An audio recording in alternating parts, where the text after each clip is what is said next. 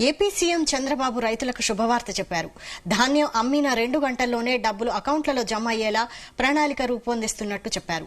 కృష్ణా జిల్లా గంగూరులో పర్యటించిన సీఎం రైతులకు ఈ శుభవార్త చెప్పారు. ఇప్పటికే 93% రైతులకు 24 గంటల్లోగా డబ్బు చెల్లిస్తున్నట్లు చెప్పారు. దిగుబడి పెరిగి డబ్బు సకాలంలో అందడంతో రైతులు సంతోషంగా ఉన్నారన్నారు. దళారీల ముసుగులో రైతులకు అన్యాయం జరిగితే ఊరుకోబోమని సీఎం హెచ్చరించారు. జరగకపోతే చాలా ప్రాబ్లం వస్తుంది. కాబట్టి ఈ విషయం కూడా మనం గుర్తుపెట్టుకోవాల్సిన అవసరం ఉంది. ఇప్పటి నుంచి త్రూ టెక్నాలజీ ఉపయోగించి రైతుల ఖర్చు తగ్గించి ఆదాయం ఎట్లా పెంచాలి. 2 ప్యాడీలోని ఏ పంట వేస్తే రైతుకు గిట్టుబాటు ధర వస్తుంది, వినియోగదారులు కూడా తినే పరిస్థితి వస్తుంది. అదే సమయంలో ఈ డ్రోన్స్ ఇవన్నీ ఉపయోగించి పెస్ట్ మీద కూడా చాలా వరకు కంట్రోల్ చేసి ప్రిసిషన్ ఇన్ అగ్రికల్చర్ తీసుకొస్తే చాలా వరకు పెస్టిసైడ్స్ మనం వాడకం తగ్గే పరిస్థితి వస్తుంది. దానివల్ల కూడా లాభాలు వస్తాయి. ఇలాంటి వినూత్నమైన ఇంకోటి ఏంటంటే అల్టిమేట్ గా రైతు ఖర్చులు తగ్గాలి, అప్పు తగ్గాలి.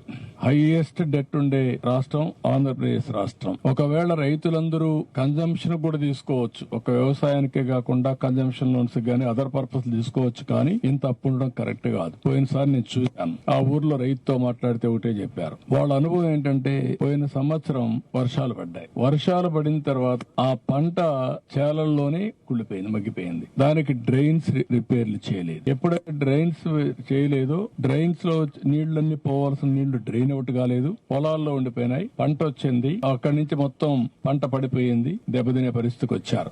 రెండోది కూడా మీరు చూస్తే ఇక ఏపీ సీఎం చంద్రబాబు రైతులకు శుభవార్త చెప్పారు. ధాన్యం అమ్మిన 2 గంటల్లోనే డబ్బులు అకౌంట్లలో జమ అయ్యేలా ప్రణాళిక రూపొందిస్తున్నట్లు చెప్పారు. ఇదే అంశానికి సంబంధించి పూర్తి అప్డేట్స్ మా ప్రతినిధి నాగేశ్వర్ అందిస్తారు. నాగేశ్వర్, స్పందన ఆంధ్రప్రదేశ్ రాష్ట్రానికి సంబంధించి రాష్ట్ర ముఖ్యమంత్రి చంద్రబాబు నాయుడు ఆ సంచలన కామెంట్ చేశాడు. ఏదైతే రైతులు గత కొద్ది సంవత్సరాలుగా కూడా ధాన్యం కొనుగోలు దగ్గర కానీ పత్తి కొనుగోలు దగ్గర కానీ ఆ పెద్ద ఎత్తున ఇబ్బంది పడుతున్న ఆ పనుల ఆవశ్యకతను మనం చూసాం. ఏదైతే రైతులు ధాన్యం కొనుగోలు చేసిన తర్వాత ఆ డబ్బు వారికి చేరేలోపు నానా ఇబ్బందులు పడుతున్నారు, నానా అవస్థలు పడుతున్నారు.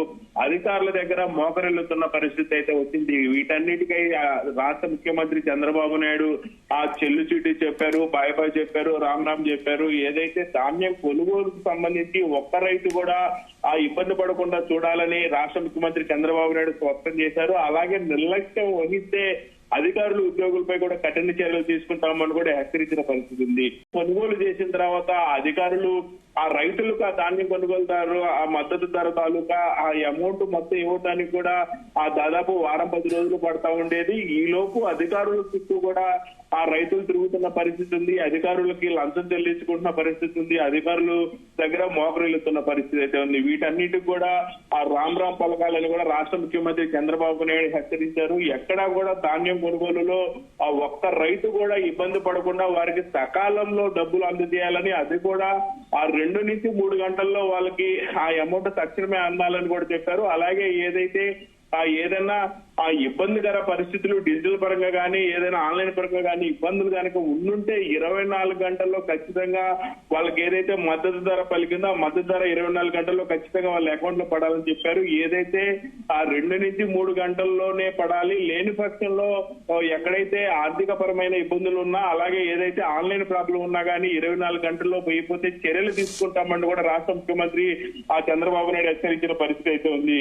ముఖ్యంగా అధికారులు ఉద్యోగుల పైన కఠిన చర్యలు తీసుకుంటామని, రైతులకు సంబంధించి ఎక్కడా కూడా గిట్టుబాటు ధర 2 నుంచి 3 గంటల్లో అందజేయని పక్షంలో వారి మీద ఆ ఖచ్చితంగా చర్యలు ఉంటామని కూడా అధికారులు హెచ్చరించిన పరిస్థితి ఉంది. ముఖ్యంగా ఏదైతే ధాన్యం ఆ కొనుగోలుకు సంబంధించి కూడా ఆ పూర్తి ఏదైతే ధాన్యం కొనుగోలుకు సంబంధించి కూడా ఎక్కడా సమస్యలు తలెత్తకుండా ఏదైతే రైతులకు సంబంధించి ఆ ప్రతి ఒక్క అంశాన్ని కూడా క్షుణ్ణంగా పరిశీలించి రైతులకి ఆ ధాన్యం అమ్మటానికి వచ్చిన దగ్గర నుంచి తిరిగి వెళ్లేదాకా కూడా ప్రతి ఒక్క అధికారి కూడా సహకరించాలంటూ చంద్రబాబు నాయుడు ఆదేశాలు జారీ చేసిన పరిస్థితి ఉంది. ముఖ్యంగా ఈ వ్యవస్థపై కూడా రాష్ట్ర ముఖ్యమంత్రి చంద్రబాబు నాయుడు అన్ని జిల్లాల కలెక్టర్లతో కూడా ఆ సమీక్ష సమావేశం నిర్వహించారు. ధాన్యం కొనుగోలు కానీ ఆ పత్తి కొనుగోలు అంశానికి సంబంధించి కూడా కీలక ఆదేశాలు జారీ చేసిన పరిస్థితి అయితే ఉంది. ముఖ్యంగా ఏదైతే రైస్ మిల్లర్లు సహాయ నిరాకరణ వల్ల రైతులు కొంతమేరకు ఇబ్బంది పడుతున్నారని, అలాగా రైతు మిల్లులు కనుక ఇలాంటి చర్యలకు పాల్పడితే కఠిన చర్యలు తప్పవని కూడా రాష్ట్ర ముఖ్యమంత్రి చంద్రబాబు నాయుడు హెచ్చరించిన పరిస్థితి ఉంది.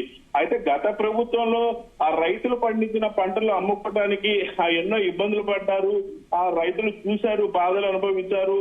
వాళ్ళ బాధలు వర్ణనాతీతం అంటూ కూడా రాష్ట్ర ముఖ్యమంత్రి చంద్రబాబు నాయుడు చెప్పారు. అందుకే ఈసారి ధాన్యం కొనుగోలులో సమూల మార్పులు తీసుకొచ్చి ఆ రైతులకు బాగుపడే విధంగా కూడా తాను అడుగు ముందుకేసినట్టు చెప్పారు. అలాగే ధాన్యం అమ్మే రైతులు ఏ మిల్లుకైనా సరే ఆ ధాన్యం పంపించవచ్చని కూడా ఆయన తెలిపిన పరిస్థితి ఉంది. గతంలో ప్రభుత్వం సృష్టించిన మిల్లులకు మాత్రమే రైతులు ధాన్యం పంపాల్సి ఉండేదని, ఇప్పుడు ఆ ప్రాసెస్ మొత్తం కూడా తీసేసి రైతు ఎక్కడైతే దరిదాపుల్లో దగ్గరగా ఉంటే ఆ ధాన్యం మిల్లు ఏదైనా ఉంటే దాన్ని కూడా పంపించని కూడా ఆదేశాలు జారీ చేసిన పరిస్థితి ఉంది.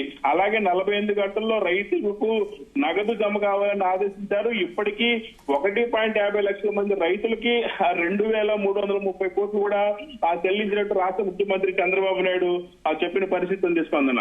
Right, thank you Nageshwar.